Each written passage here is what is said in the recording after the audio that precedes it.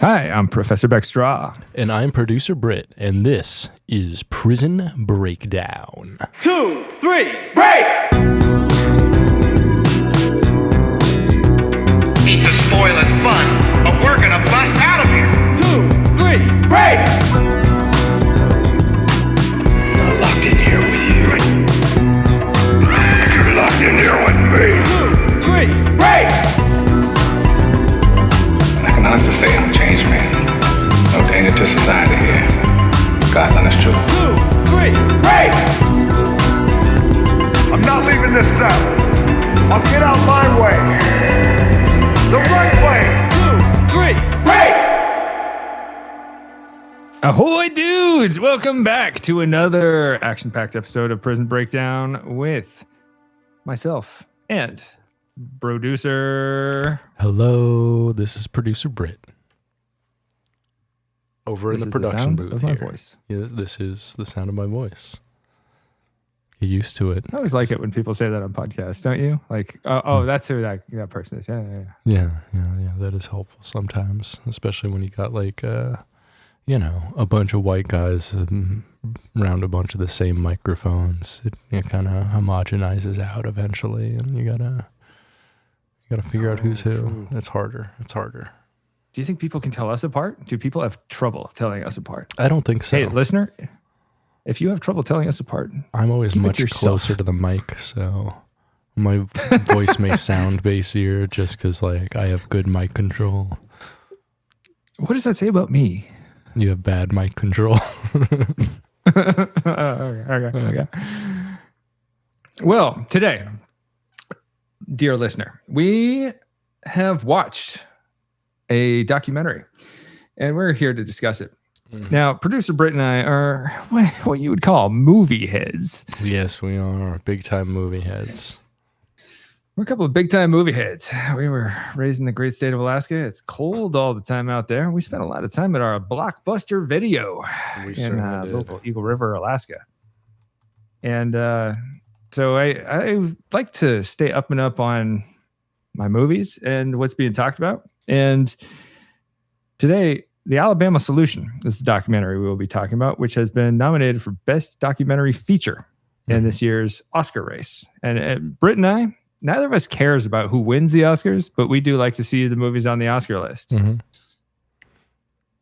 They're the movies being talked about by society and by other movie heads. Mm-hmm. So it keeps us in the know. Yeah, and unlike the Grammys, I feel it's not as much of a like strict popularity contest. It's more, I don't know, the Grammys, it's always a toss-up because there's never like one record that everyone's like, oh yeah, that was the best record. And when there is, like it they mess up and they don't do that.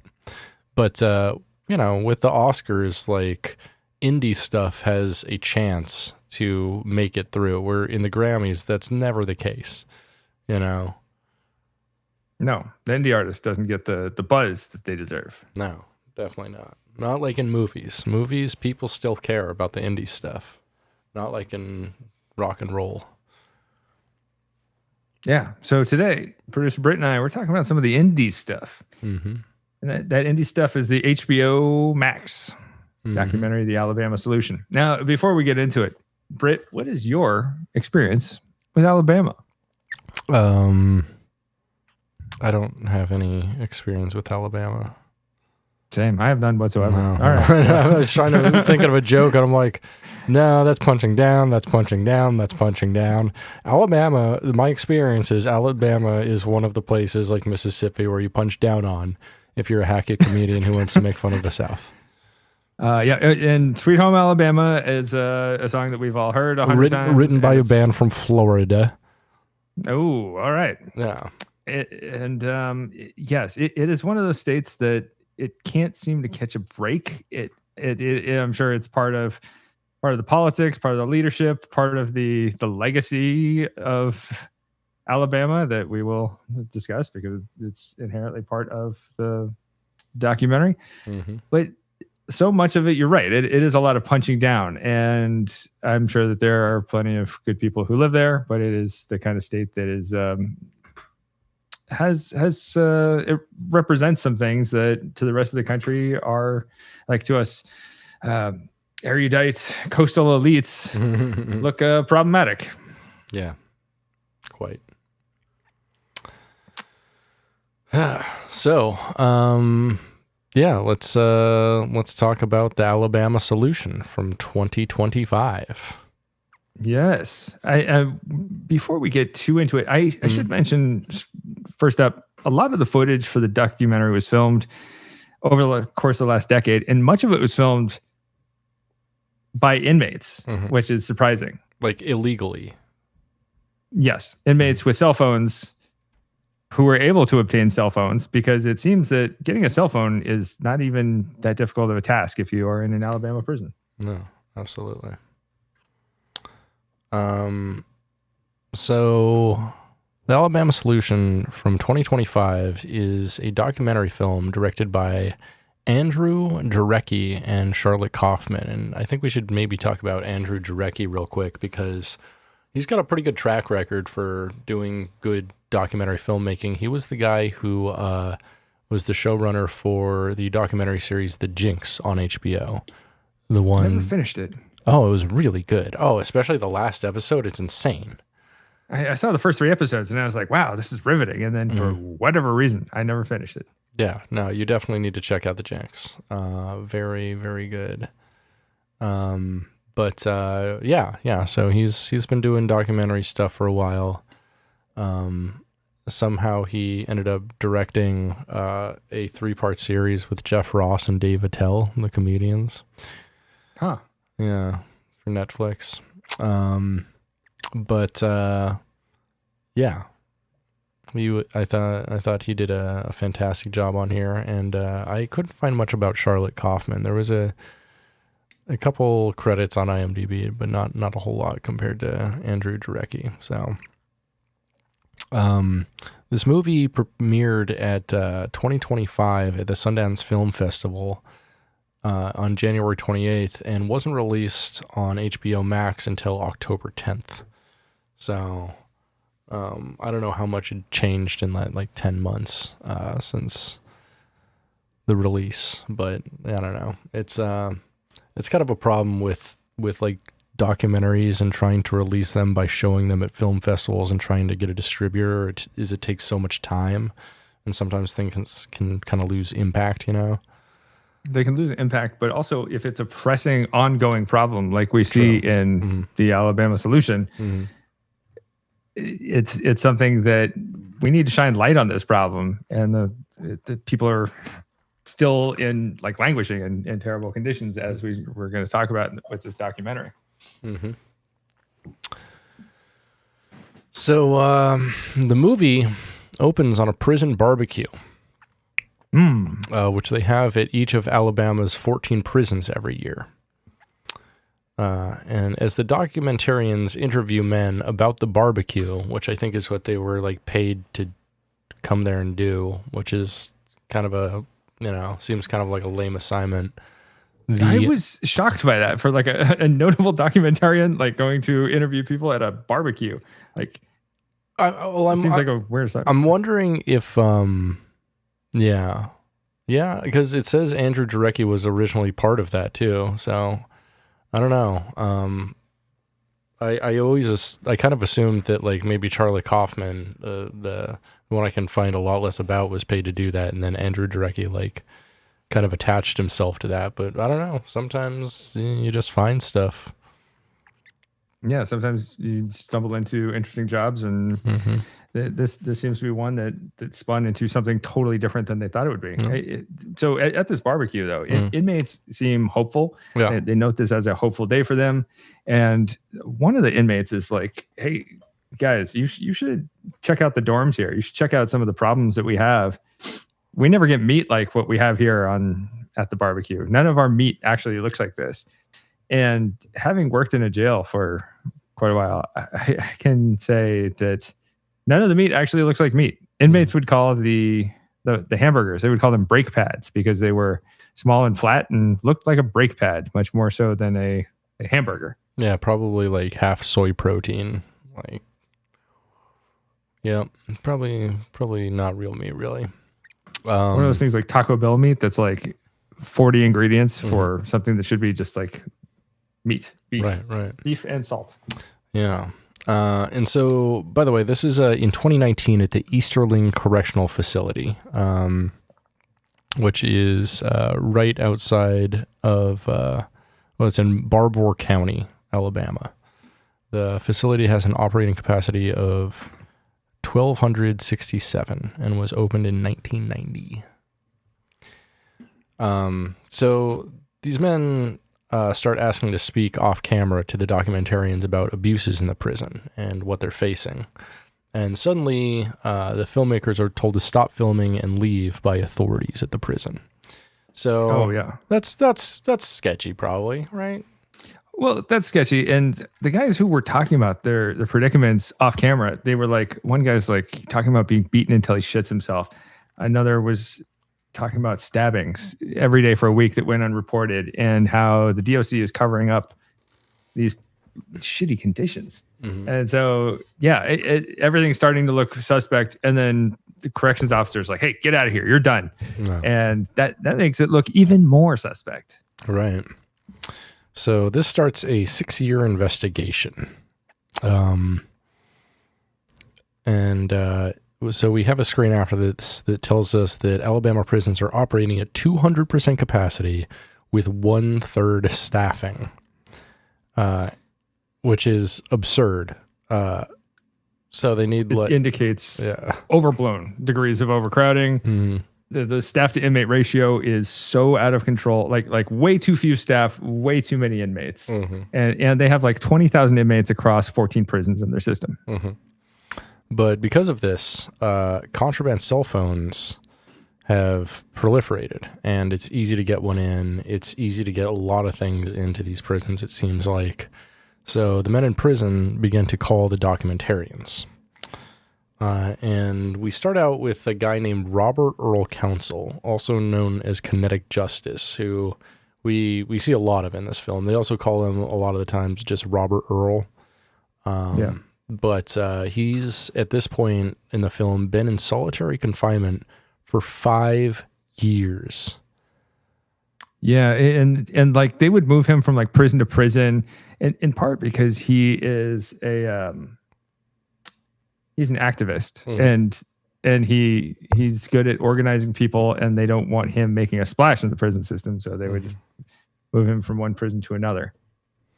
But Robert Earl, I found him a relatable character. I found him a very likable character. Me too. He's really got a charisma to him, and you see why inmates are ready to follow him. Yeah, absolutely. And the movements he started.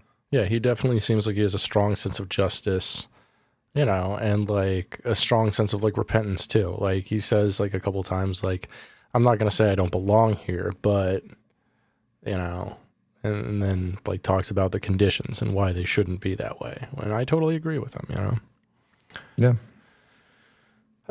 So we go through some cell phone videos now where they show the prison conditions, which include flooding, trash everywhere, poor and all the way down the hall. Yeah, poor and unsafe conditions, prisoners being beaten by guards, people leaving in body bags from the prison, and other assorted inhumane atrocities. Yeah, like it was super stark what they showed there. Like there's rats, there's just piles of garbage that are sitting there.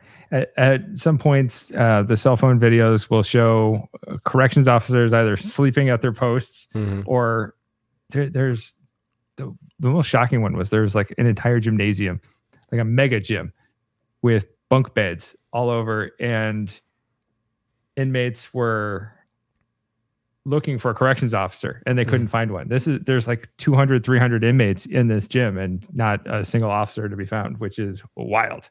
Right. That's a great time to start a prison riot, Yeah. Right. Yeah. And there's no supervision there. There are also like release valves for stuff like this in California. In like, I want to say 2010, they had an overcrowding problem, and the Supreme Court was like, no, dude, you can't do this. You have to release people. You got to do something about this. So there should be like a just system would have release valves. It would have ways to take pressure off of the system. And they're not doing any of that. Yeah. So next we're told that with about 20,000 people incarcerated, Alabama state prisons have the highest overdose rate in the nation, the highest murder rate in the nation, and the highest suicide rate in the nation. So something's wrong here. Something's very wrong. None of these should be. No state should have any of these. Like one state should have any of these. Yeah, but no state should have all three of these. Yeah, this is like the weirdest hat trick. Yeah, this is not the trio to brag about here. Oh, one aside, there's got to be people who watch this movie and they're like hopping mad that somebody snuck cell phones into Alabama's prison rather than being mad about the conditions. Yeah, imagine working for the DOC and you're like, I can't believe this. And these documentarians should go to jail. They got this footage illegally. Like, yes, exactly. But imagine like having any pride or dignity in your job if you work for the Alabama Department of Corrections and you are seeing this footage. That must make you feel like shit. No. And one thing I like is they do have a couple former Alabama corrections officials or like corrections officers in the movie, like talking about like what's wrong there and like why they quit. Which I really liked. You know, it's nice to get that perspective from someone who knows better, because you know, there's lots of people who know their jobs suck, and there's lots of people who know that they're being asked to do things that are wrong. But, you know, it takes an actual backbone to quit and then talk about it publicly. Totally. I would have loved to have seen some current corrections officers, maybe like face blurred on this film, talking about their perspectives. Have some critical interviews with like wardens and other correctional admin to get their perspectives from the other side. I have a feeling even if they did, it would just be politicized. Oh, well, we're working on the problem, that kind of thing. But I would like to hear an honest, just a real take from somebody about what's going on here. Yeah, that would be nice. So we're also told that the U.S. Supreme Court can effectively bar media and journalists. So the U.S. Supreme Court, said that wardens can effectively bar media and journalists from prison property, which I don't know. I don't know if that's a walled-off idea. Secret society. Yeah, right. Yeah, it's one of the things that, like, for all the prisons and jails I've been in, it's one of the things that makes it feel like, oh, wow, I'm here even more every time I'm there, even though I used to work in one every day. Yeah. Yeah. So we are also introduced to another guy around here too, Melvin Ray, who is also like a kind of an activist guy. And he says that, he's like, I'm in prison. I get that. And in prison, you're supposed to be a liar, and no one is supposed to believe you. So cell phones with cameras are like an equalizing force for information about their conditions. Because, you can disagree with what like a prisoner says, but if a prisoner shows you something that's actually happening, that's, I think a net positive for society. Yeah, just here in Rhode Island, I believe this week, there's been some movement with a House bill for correctional officer body cams moving forward. And yes, good. Shed a light on what's going on. Sure. Oh, yeah. So one of the inmates, with the cell phones, there's a super interesting point an inmate makes about the authorities care more about inmates having cell phones than the incidents they capture on the cell phone. So if someone's being abused or harmed, it's less of a concern to the admin than this inmate had a cell phone and they're not supposed to. They're more concerned about the contraband than they are about abuses in their own system. Very much so. So one of the inmates texts the producers of the documentary about an inmate that was brutalized in Donaldson Prison. and sent to a public hospital ICU as a result. The documentarians go and visit him. And this guy's name is Stephen Davis. When they arrive to his room, instead of him, they see a body bag. So they go and visit his family, who are crushed by the news of his death.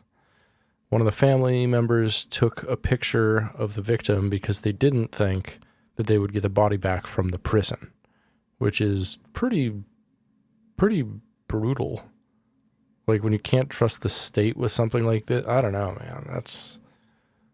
Yeah. It was brave of him to do that. Like, you're not supposed to do that. Mm-hmm. And that picture of him that the movie shows is fucked up and will haunt my nightmares. Like, this guy's eyes are swollen shut. It looks like he doesn't have any teeth left. Yeah. And they broke like half the bones in this guy's face. Yeah, it's really horrific.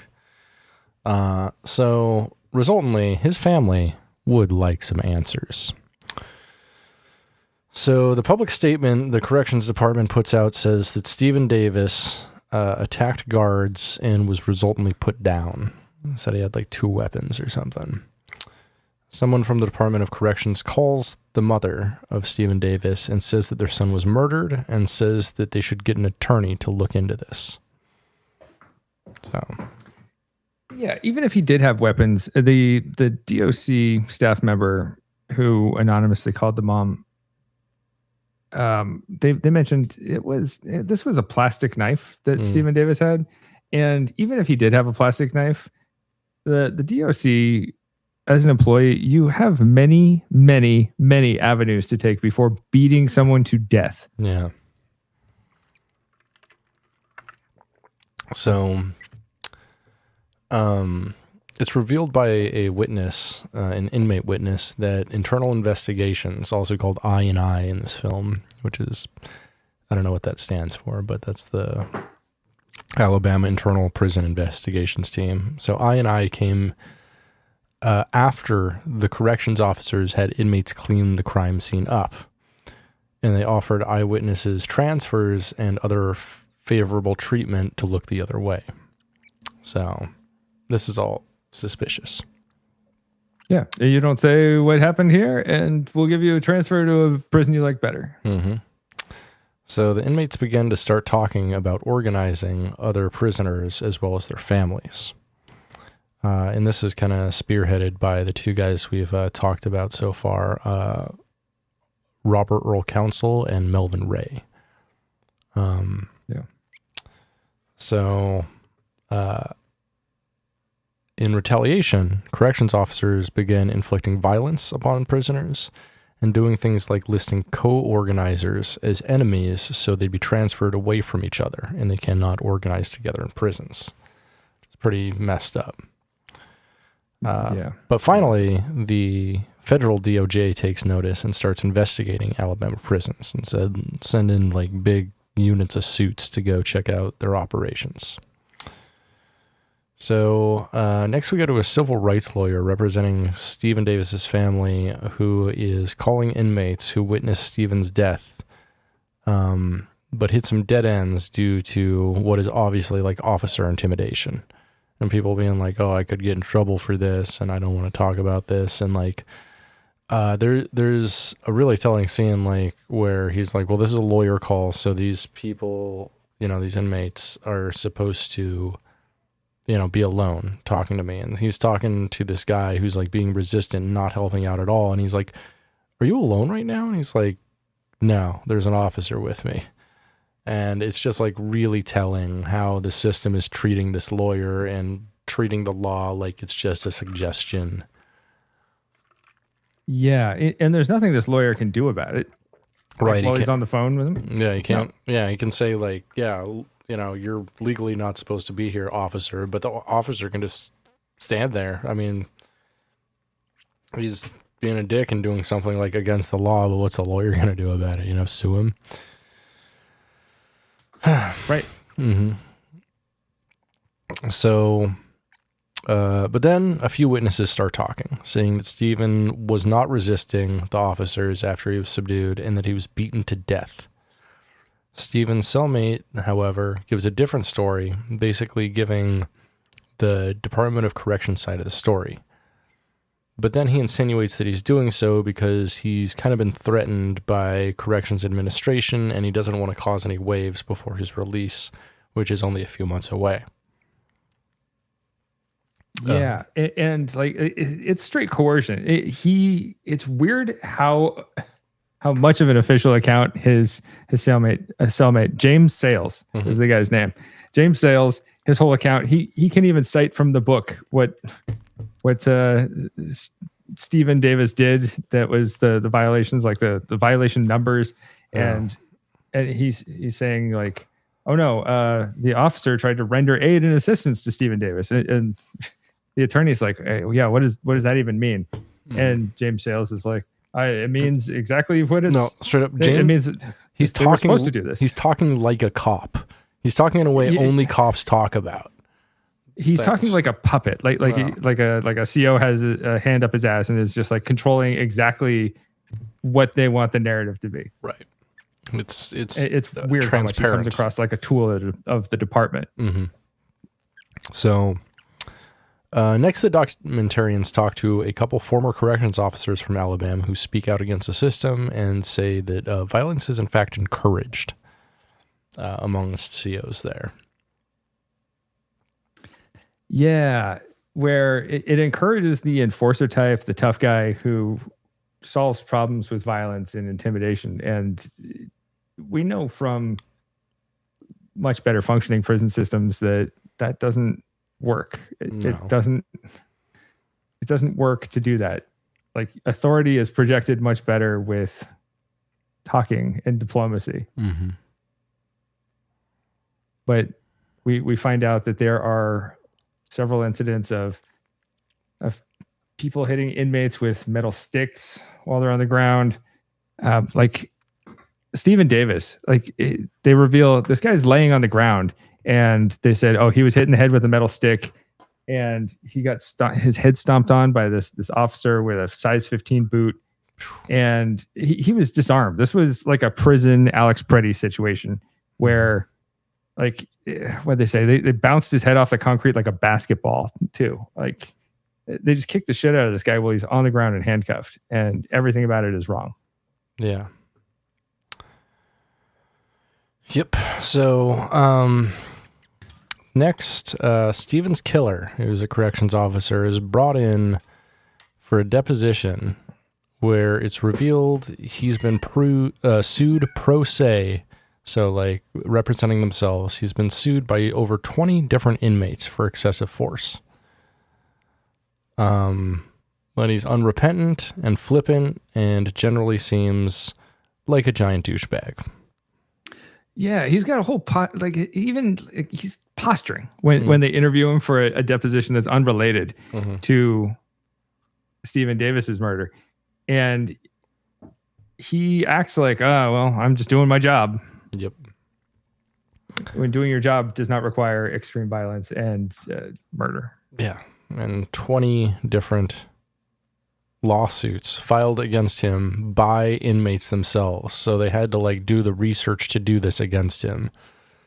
Like 20 people filed against him for excessive force. And like, the state has to process these and, but he doesn't have to pay anything because he's just an employee. So the state, defends these and the state pays out if he loses any of these.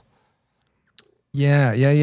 A theme that comes up over and over again in this documentary is like how they don't have enough staff, how they have too many inmates.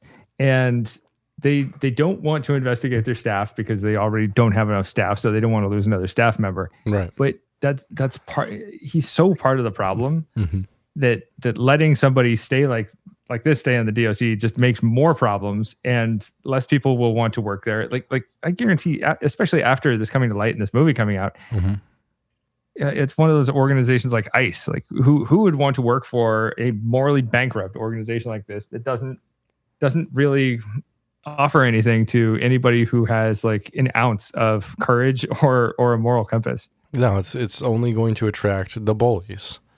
The people who wouldn't get hired anywhere else because no one wants to work with them.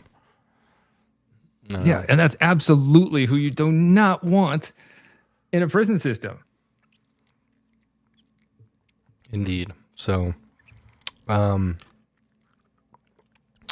next we learn that the DOJ's investigation has led them to filing a report and a lawsuit against the Alabama DOC to force them to improve their practices. But the state of Alabama fights it and wants to do things on their own term. And they say this is an Alabama problem. It demands an Alabama solution.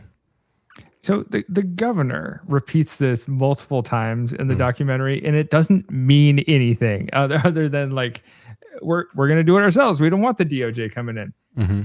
I get it. This is probably one of those states, like we've talked about it in the past on the podcast, how like Louisiana doesn't trust the federal government. Mm-hmm. And I'm sure Alabama is not that far off in their politics. But if your prison system is failing, you need someone like there have been cases of like the National Guard coming into prisons and taking it over. Mm-hmm. Or I'm sure that there's levers for like the state police to take over. Whatever they're doing isn't working. So pull some of these levers, do something. Yeah. If you're coming up with a solution, do a solution, because this is an immediate problem. Like, and the thing, like the DOJ, like, I don't know exactly what they're doing. Why don't they? I do know why they're doing it. But like any responsible government would say, okay, we're going to halt federal funding until you let us come in, audit you, and make fixes. Like, I don't know. There's so much leverage the federal government has that they're absolutely not using in a case like this. Yes, completely agree. And instead, we have just irresponsible governance, and we let the problem continue, and they act like nothing's wrong. But exacerbating this problem is around this time, Alabama's parole rate plummets to record lows. So what did it go down? Like 72% from like 55% to 15%. Something like people that. were paroled. Yeah. Which seems inhumane, and especially if you have an overcrowding problem, seems dumb. Yeah. This is a real stupid solution to anything, and it sucks in taking hope away from inmates who want to start their lives again. Mm-hmm. And that alone is like a reason why people would act out, because they're dealing with like these life strains. Right. So next we see a prison rehabilitation clinic that is completely unfunded despite being given federal grants for operations that are presumably just absorbed by the prisons. And like this place has like, I don't know, probably like 100 men in it, like trying to recover from drugs and stuff. And the only counselor they had was there for like 9 years, just like couldn't deal with it anymore and put in his resignation, and they just never replaced him. And so like prisoners are like leading the discussion groups and the round table, you know, they're just doing everything themselves, which I don't know. That seems like a place you'd want a professional, especially if you're getting grants for it. Like, where's this money going?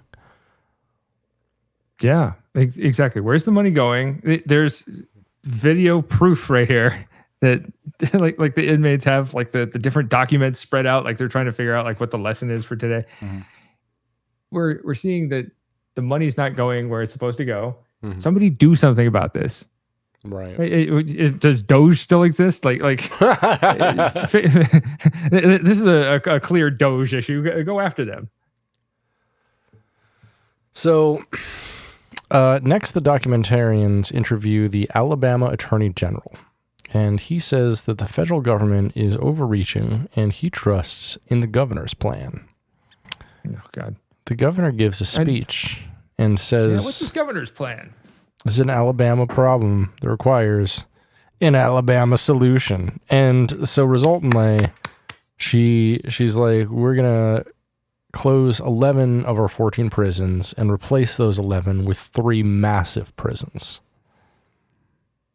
Wow. Okay. So Kay Ivey, the governor of Alabama, still the governor of Alabama, we invite you to come here on the podcast and defend this idea, because I don't think it doesn't have a lot of legs. And one of the inmates critically points out, hey, listen, they don't actually care about us. We're just like pawns in this whole thing, and this is all about not rehabilitation. It's like with Alligator Alcatraz, where it's just trying to give money to contractors who donated to a campaign. Mm-hmm. Yep. Not great. No. So the inmates involved with the Free Alabama movement, which is the thing organized by our two protagonists here, Robert Earl Council and Melvin Ray, who we've been talking about a bit. So they set up a thing called Free Alabama, and they talk about how they have to remain in groups in fear of retaliation from the corrections officers. But soon, Robert Earl Council is brutally beaten. Brutally beaten. This was fucked even up. for this shocking. Yeah, no, like I was not expecting this scene. This was like, because he had been like brutally beaten and then just like dragged, and there's like this just a trail of blood in like the shape of a human going like 20 feet, and it's like, I can't imagine how much blood you'd have to lose to leave that trail. And I'm like, is he dead? Like they left him face down in a pool of his blood for a while, and then they dragged him face down down the hallway. Yeah. And he actually lost sight in his left eye because of it, and keeps having to go through these different surgeries, all of which are on the state's dime, based on like the corrections officers inflict this pain, and then the state has to pay to try and fix it. The whole thing, like they constantly are digging themselves deeper and deeper into a money hole, and they act like they're trying to solve a problem when it's not doing anything. No, and it's just brutal. Like this, yeah, as you said, this was like shocking, and I was like prepared for a lot of shocking stuff in this film, but this was like, whoa, what the fuck? Yeah, and showing his cell after the beating too. It shows him in a cell at one point, and he's like, I got to hang my food from the prison bars here. And the COs keep writing me up, but if I put it on the ground, rats are going to eat it. And then he shows 2 rats that he has in a water bottle, and there's like rats playing around in the toilet, in the water in the toilet. And my understanding, like when looking at the 8th Amendment, like cruel and unusual punishment, what does that even mean in prisons? The Supreme Court in the past has talked about how it's the totality of the circumstances. So it's not just that there's no real rehabilitative programming. It's not just that there's rats. It's not that the place is overcrowded. It's all of these things put together in a comprehensive, like holistic picture. But you could very much make an argument based on seeing just a compilation of these videos put together that, like, yes, the totality of the circumstances says that this is in violation of people's 8th Amendment rights, because it is robbing them of humanity and dignity for the sake of what? Why? Because they committed a crime? They're still people, and no prison should be like this. No, but like, I'm sure a large percent of the voting populace in Alabama sees law and order as a punitive system more than anything, and not a system of corrections, but a system of punishment. Yes, very much so. Looking at some of the sentencing that they were talking about in here, there's one guy, James Sales, at one point in the documentary. James Sales, the roommate to Stephen Davis, he's found murdered at one point in the documentary. And the lawyer looks into his case, and he was doing 15 years on a sentence for burglary 3. He broke into an unoccupied building. He didn't even steal anything there, as far as the record could show. This should be like a nothing crime. This is just a step up from like trespassing, essentially. And he's doing 15 years for it. And then he's killed on that at the very end of that 15 years. He's got a month left to go. And he's found in his cell, bleeding out of like his, what was it? Like his nose, his mouth, and his rectum. and inmates implied that he had maybe smoked a poisoned cigarette. There was some allegations that were never really made that clear, but an I&I investigation revealed that he died of natural causes. Yeah. All those natural times you bleed out of your rectum when you're like in your 30s. Unbelievable. So we have a public hearing where Stephen Davis's mother speaks out, but the state is of no help whatsoever. And during this public hearing, like, one of the old guys who starts this public hearing says one of the most profoundly weird things I've ever heard. He starts off, he's like, well, so the easiest way to solve crime, would be once the criminal commits the crime, you execute him. But, moral consciousness and the Constitution and constitutional limits tell us we can't do that. And I'm like, who wants that? Who is asking for that? No one's going like, oh, I wish we could kill every single criminal for every single indiscretion. But, Constitution. Here's how I saw it. I also thought it was profoundly weird. I saw it as like, this guy's like, look at how based I am. I'm going to be seen as on the right side of history because I think we should lock up criminals. Right. Like that. I'm like, who feels the need to say that? B, why? Who thinks that? Who thinks that in the first place? Like, we need to kill them all, but moral conscience. We can't do that. It was so out of left field. It didn't really have to do with anything other than, I guess tangentially honestly, it was related to this woman's I think he had AI write it. I think a computer wrote that because that's the only computers would say. Like, it would be great if we could kill all the criminals, but because of that, no. But because Sandy Davis, Stephen Davis's mom, Stephen Davis, the murdered inmate, because she's making no headway, like she's learned nothing from the prison system. They aren't returning her calls. All she's got is like this anonymous prison worker had called her and told her, hey, listen, I was there, I saw this, and none of this was by the book. So she has like nothing, and she's just trying to figure out what happened to her son, why he died, and like why not just give her some information? She brings out that picture of her son and shows everyone, and I found it impactful. You have to be heartless not to find this impactful, that this poor woman on oxygen is she's like hooked up to oxygen the whole time. She's just trying to like figure out, why did my son die? Yeah. So next, the Free Alabama movement across all 14 prisons in Alabama do a work stoppage strike and demand reforms, which I think is rad. We love that. This was really like a big. This was like the climax of it for me, where it gets to this point. Yeah. So the state refuses to give in to any of their demands, and instead starts to cut their meals.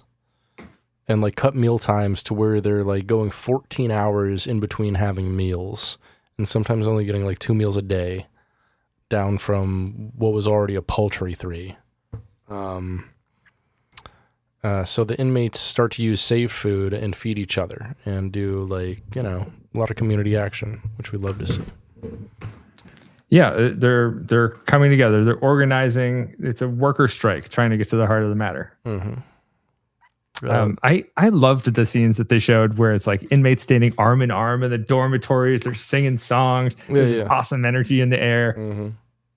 And they are protesting. They're advocating for human rights and dignity. And the governor, Kay Ivey, she steps in and she goes, no, this is totally unreasonable. Wrong. They're not being unreasonable at all. It's like... They interview the former CO, and he says like one of the smartest things in the documentary, where he's like, No, there's no violence. It's inmates saying, hey, we have something that we want the Department of Justice to look at. That is all they're asking for. Mm-hmm. Yeah, and it's insane to deny them that. It's, yeah. So inmates are being fed like every 14 hours. And when they're fed, it's like an apple, some slices of cheese and oatmeal. Inmates, keep in mind, inmates run like the kitchens. All the labor that's going on in prisons that's not like custodial related or treatment related or classification related. Like all the machinery of the prison running itself is so handled by inmates. Mm-hmm. Yeah.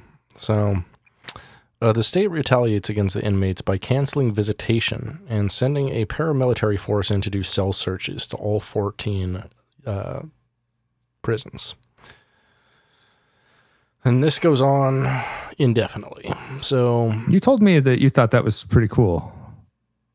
What? And you told me that you thought it was cool when they sent this paramilitary force to do cell searches. Yeah. Do you stand behind that? Definitely. I thought it was the coolest thing in the film. Yeah, they had pretty cool uniforms. They were all goths. Yeah. Yeah. They turned that prison into a goth club for a day. I appreciate it. What are you talking about? So after 3 weeks, the prisoners cave and go back to business as usual, which sucks. But at one point too, it should be noted, like Robert Earl, he was such a nucleus for this movement too, and they targeted him. He tried to stick around together with other people, as Brit had mentioned, and they brought him in for strip search. And then the officers choked him out at one point and put him in solitary confinement again. And inmates didn't even know where he was until he got another cell phone. They were doing everything that they could to weaken this movement and taking down like the major players like Robert Earl. So, yeah. We're shown next the filmmakers show us atrocities in prisons across the nation, made, the videos were made using cell phones, and we're reminded that the only reason we're able to see the truth is because inmates are keeping cell phones against the rules and against the law. So in conclusion of this film, we're shown that Stephen Davis's mother sued the state for her son's death and settled out of court. The state used 8 different law firms to fight her. The officer who killed him doesn't recognize his picture. Since Stephen's killing, the officer has been promoted twice and is now a lieutenant. Incredible. Yeah. The prison work strike sparked a class action suit accusing the state of modern-day slavery, and national labor unions have joined the plaintiffs in their suit. Since then, since the DOJ lawsuit, there's been over 1,000 deaths in Alabama prisons. You think about that, and they mention at one point in the film that there are 20,000 inmates across Alabama. That's one out of every 20 people in 5 years. You have a 5% chance of dying is what that tells me, in other words. That's not good odds for a modern prison. No, it's very bad odds. And one thing I also want to talk about with reference to this film is that there were... The state attorney general is like, Alabama doesn't have an incarceration problem. It's a criminal and a crime problem. And that's not it at all. He doesn't get it.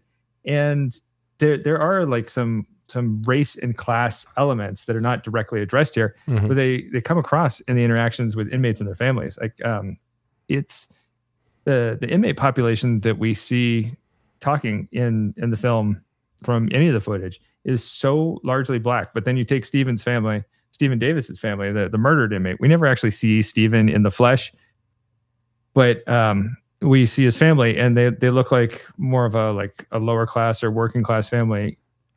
Nobody here is like coming from advantage.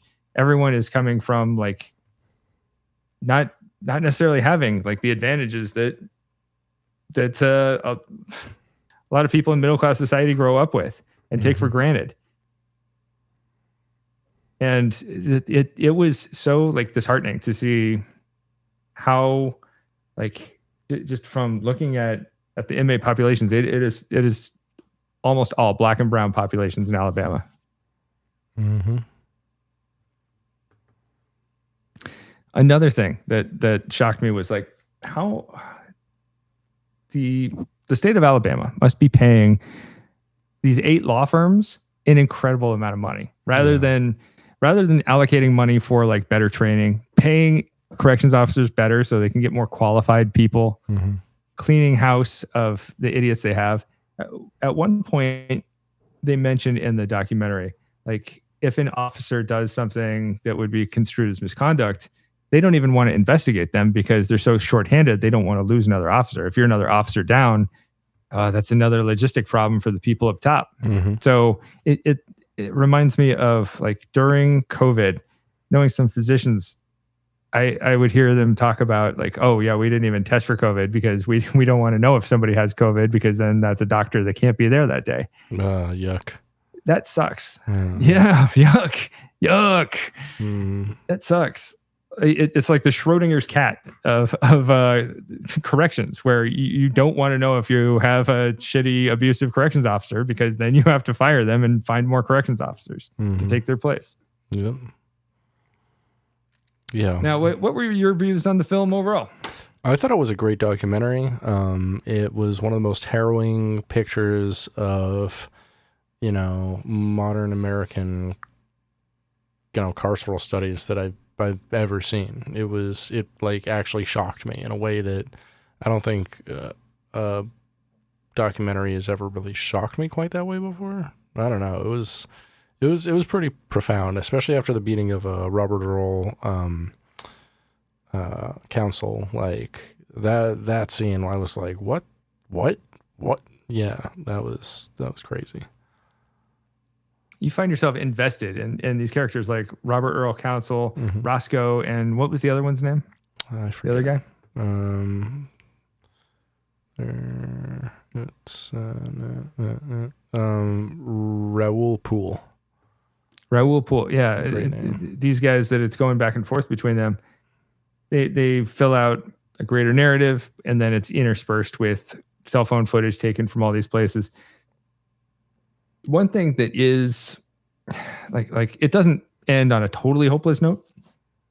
It did show that there are like what the Alabama inmates did with the worker strike. It has actually gained traction in other places, and other places are showing videos of the atrocious conditions in their prisons and putting those out there because these things need to be brought to light. We have these old, dilapidated prison facilities, and they're not getting any better. And we over-incarcerate in so many areas that something needs to be done about this, and nobody's doing anything. And we have this status quo culture of why should we do anything until the absolute worst abuses are brought to light? Like we have to be so reactive rather than proactive as a society. And it's not helping anybody right now. Yeah. But I don't know if you knew this, but this film has actually been nominated for Best Documentary Feature at the Oscars. Yeah, I mentioned that at the beginning. Oh, did you? I did. Okay, I didn't catch that. I guess. Yeah. Pretty into that. That's cool. Yes, us movie heads agree. This is an important feature and one that we recommend you all see. Brit, how about you give us a soup ranking? I'm going to go with this one was 4 out of 5 soups, I'd say. I completely agree. I would also give it 4 out of 5 soups. It was hard to watch sometimes. Yeah. Because I don't find it pleasurable watching footage of somebody's like blood stains all over a floor or seeing the terrible conditions that people have to live in. But it was enlightening. Yeah. And I feel like I got something out of this. And inmate unions are something I've been thinking about for a long time. And it was cool to see like the next step in the evolution of inmate unions, which is this like workers' strike and inmates showing solidarity with one another. We love that. Yeah. So you heard it here from me and producer Brit. Go out and see this movie. It's on HBO Max. Enjoy it. Mm-hmm. And tweet us at Strah or what's your handle? Prison Breakdown Pod, maybe. I don't know. Or the Prison Pod. I don't know. Or at Prison Breakdown Pod. Let us know what you think. Yeah. And with that, I think we should give a shout out to our sponsor. Who's our sponsor? Roger Williams University School of Justice Studies. Oh, tell me more about them. I've heard good things. It rings a bell. Well, let me tell you about some of their degree offerings. So we got everything from public management to anthropology and sociology. We've got political science. We've got public administration. How about a little cloud computing? Digital forensics, forensic science, legal studies, international relations, and, of course, the legendary School of Criminal Justice. Ooh. And my personal favorite, with a bullet.